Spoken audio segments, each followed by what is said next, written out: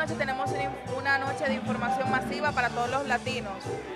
Nuestra comunidad es una comunidad que siempre necesita de información, le gusta estar informada de todo lo que está pasando y en estas elecciones no era la excepción. Estar informado de todo y por supuesto saber por quién vamos a dar ese voto de confianza este 15 de marzo. ¿Hay muchos latinos en Bonaire? Demasiados latinos en Bonaire. Tenemos nacionalidades como dominicanos, colombianos, ecuatorianos, peruanos, venezolanos, que vienen de todas las partes del mundo para buscar una mejor vida. Usted ha caminado en el pueblo bonaireano. ¿Qué se siente? ¿Qué es lo que vive en ellos?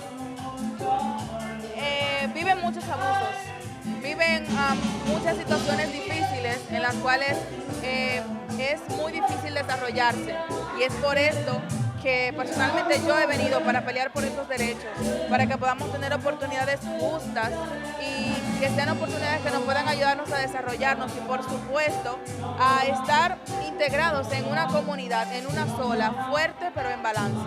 Yo soy una persona latina aquí que cada día lucha por tener nuevas oportunidades y en este caso, en los últimos 4 años, he seguido con mi lucha constante, no ha cambiado nada. Los mismos abusos siguen siendo los mismos abusos y es por esto que queremos un cambio, porque en estos 4 años no ha pasado nada.